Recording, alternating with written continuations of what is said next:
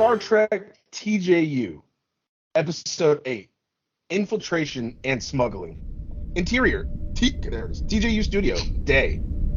The set is alive with colorful lights and a bustling crew.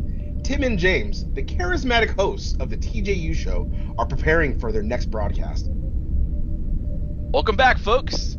Today we have an intriguing mission ahead of us. We've received classified information that there might be a traitor among the crew of Deep Space Nine.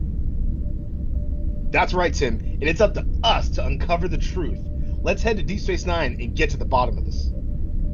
Interior, Deep Space Nine, Security Office, day. Tim and James arrive at Deep Space Nine, meeting Captain Sisko and Security Chief Odo. Gentlemen, we appreciate your willingness to assist us. We've been experiencing breaches in our security protocol, and it's crucial we find the mole. I've compiled a list of crew members with access to sensitive information. You'll have to dig deep to uncover the truth. Engineers, podcast hosts, science officers, and now security. You gotta love it. Leave it to us, Captain. We'll follow every lead and expose the traitor.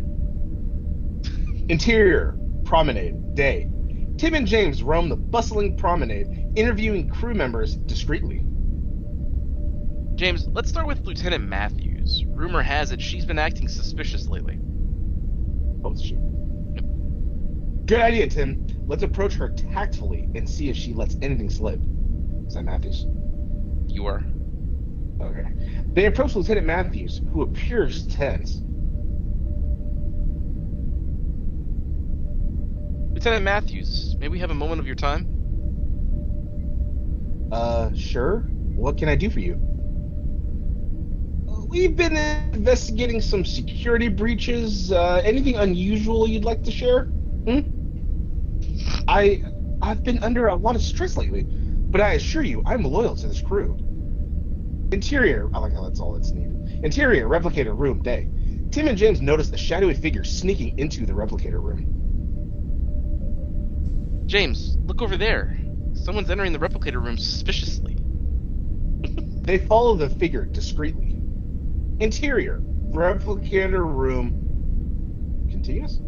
Inside the dimly lit room, they find Ensign Ryder frantically accessing, I don't know why I just froze up right there, the replicator controls. Ensign Ryder, what are you doing? Nothing. I was just adjusting the settings. The settings, huh? Care to explain why you've been snooping around? I'm innocent, I promise. Suddenly, Security Chief Odo appears, having tracked their movements. Ensign Ryder, you're under arrest for unauthorized access to classified systems. You have the right to remain silent. That does that. Interior, Security Office, later. Captain Sisko, Odo, Tim, and James convene in the security office. Thank you, Tim and James. Your vigilance helped us catch the traitor. We're just happy we could help, Captain. That was not the line at all. It's a little bit of improvisation. It's fine. Captain, may we ask what Ensign Ryder was up to? Ensign Ryder has been selling classified information to a rival organization. It seems greed got the better of him. Interior, Security Office. Unbelievable! Selling out his own crewmates for personal gain. It's disheartening to think that someone we worked alongside could betray us like that. Unfortunately, betrayal can come from unexpected places. But thanks to your efforts, the threat has been neutralized. Indeed. Your dedication to uncovering the truth has saved lives and ensured the security of Deep Space Nine. Captain, it was an honor to assist. We're just glad that we could help bring justice to Ensign Ryder's actions. And we'll continue to support the crew of Deep Space Nine in any way we can. I have no doubt about that. Your commitment to truth and justice is commendable. Interior, TJU Studios, day. Tim and James are back on the show set discussing their recent mission. I gotta say, for some reason, I always have to stop myself from reading the narration. It's hard to convey it just talking. I'm just so used to like reading it in other scripts. I don't know why. All right, anyway, sorry. What a roller coaster, James! From the excitement of the hunt to the disappointment of discovering a traitor. Indeed, Tim. It serves as a reminder that trust is precious and must be earned. Absolutely. And we must always remain vigilant to protect those that we care about. They turn their attention to the camera. But for now, let's bring some positivity back into the galaxy. We have some incredible stories to share with you today. That's right. So stay tuned, folks, as we bring you the latest news, adventures, and inspiring tales from across the stars. The camera pulls back as the show's outro music plays. Tim and James go their separate ways after turning everything off in the TJU studios. Interior, Tim's quarters, night. Tim sits at his desk, contemplating his next move. He reaches for his communicator and activates it. Computer, establish a secure channel to 7 of...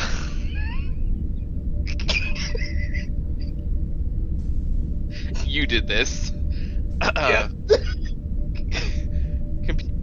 Computer, establish a secure channel to 709 aboard the USS Voyager. Secure channel established. Standing by. After a moment, 7 of 9's face appears on the screen. Tim? It's been a while. What can I do for you? That's the female voice. God! 7, I've been thinking about us lately. I miss our connection and the moments we shared. Would you be open to exploring a romantic relationship? Tim, I appreciate your honesty. I must admit, I have missed you as well. Let's take things slow and see where it leads. They smile at each other, rekindling their connection. Interior, Quark's bar, night. James sits at a table in Quark's bar, enjoying the lively atmosphere. He's surrounded by laughter, music, and alien patrons. To friendship, adventure, and a well-deserved night of fun. He clinks glasses with some new alien acquaintances he made. You humans certainly know how to enjoy yourselves.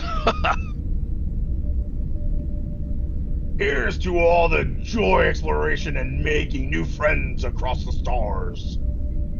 They all laugh and share stories, immersing themselves in the vibrant atmosphere of Quark's bar. Interior, Tim's quarters, later. Tim sits back in his chair, a smile of contentment on his face after his conversation with 7 of 9. He knows there's hope for the future together.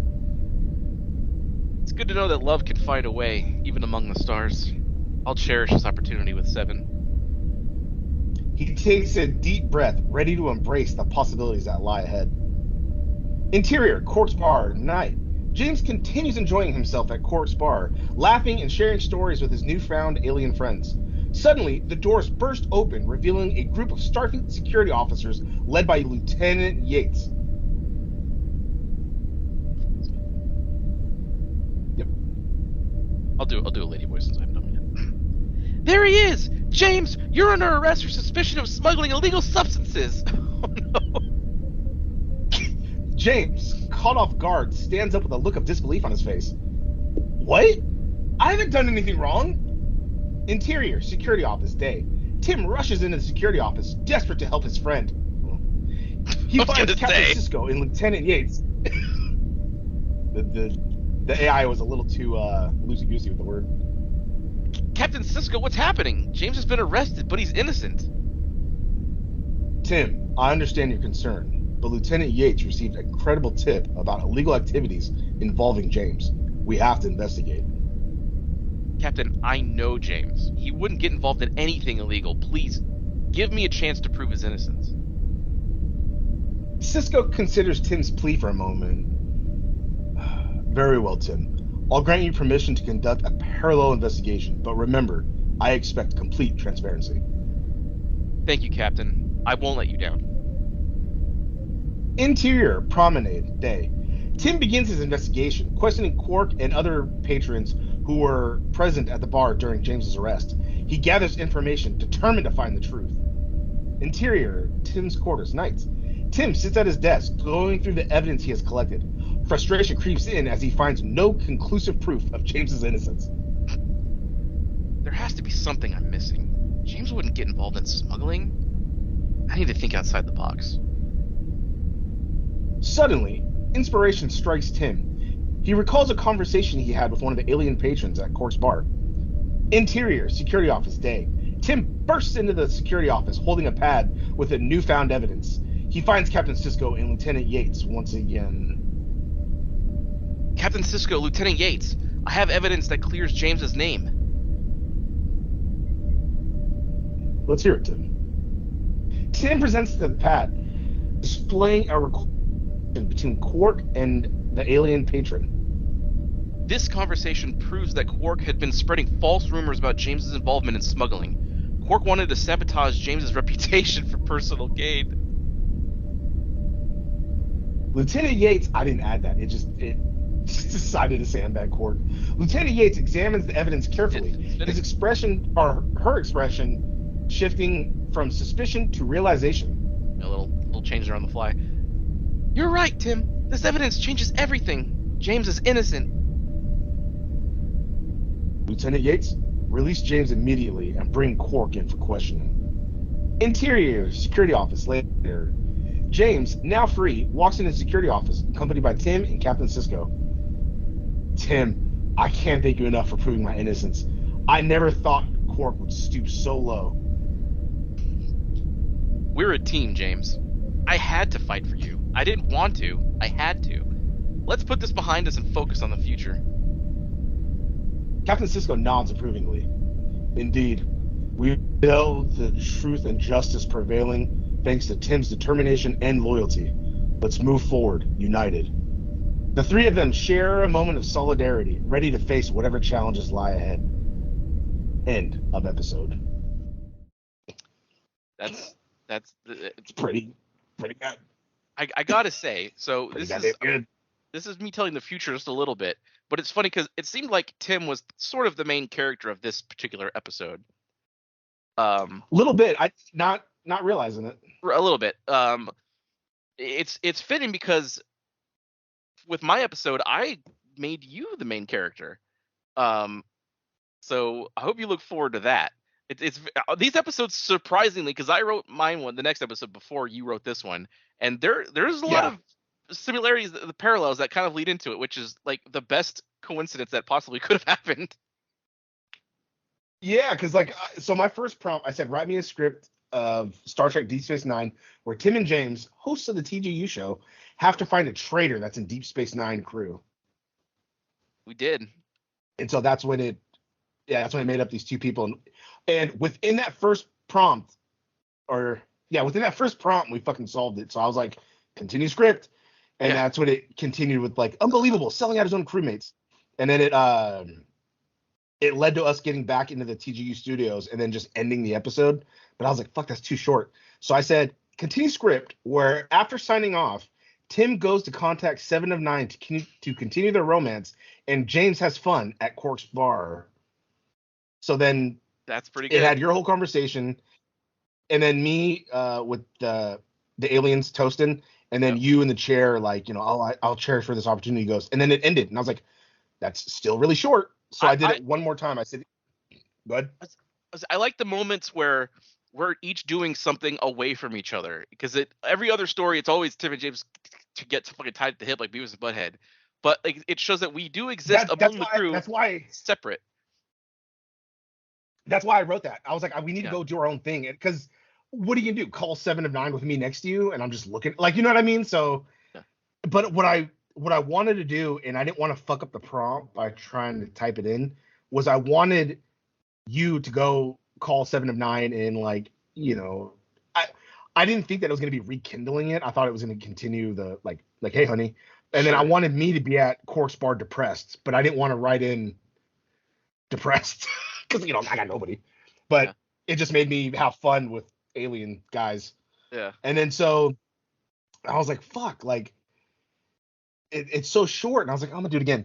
So then I said, continue script where James ends up getting arrested and Tim has to help prove James's innocence. And then it spit out that whole last half. That's pretty good. It is pretty good. I didn't expect it. I'm glad it kept me in Cork's bar and getting arrested right then and there. And then you come bust in and like, I have to help my friend. And I was like, oh, because I know that's not the truth. But yeah, and then it didn't even dawn on me until you started reading it that it completely threw Cork like under the fucking bus. It Like knows. Cork was spreading rumors about him, and it's like, damn it. Yeah, Like it could have just been somebody setting me up. It had to be Cork. Like, what would Cork gain from? You know what? He hates podcasters, maybe. But I mean, that's if there was anyone on DS9 who would do that, it would be Quark. So it knows that. That's true, but usually he'll fuck over somebody to get money or an item or something like that. It's not just to fuck up my reputation. You know what true, I mean? yeah, but it's still better than having like Keiko. Like, why would Keiko spread rumors about James? That's very true. Yeah. She's my wife. I believe her along I believe whatever she says. It's me wife. But yeah. God damn it. But yeah, nice little episode of us solving a problem, being in fucking investigators. Yeah, I like it. We haven't done that yet. The next episode also is a first. Fuck yeah. Yeah. God. And then and then going our separate ways, having a little fun on our own. You probably fucking jerking off in front of camera with her, and then me getting drunk at a bar. Can you imagine? That's basically what could have happened. It skipped the whole time zone. It ended with you satisfied after the call. So who knows? Maybe she watched you jerk off. Maybe. Like, this is what we do on Earth. I'm from Earth. And I'm just like sucking down all these like random drinks and flavors and shit, and just like, yeah. And then all of a sudden, you're under arrest. And it's like, what? Didn't do nothing, I swear. Yeah. But yeah. End of episode 8. Nice little infiltration and smuggling. See why I had to add the second one, the smuggling, because it was like, I get it. If it was just infiltration, it wouldn't make sense because we solved it in the first fucking second paragraph. It does like to do that, yeah. Yeah. All right, and we'll see you next time.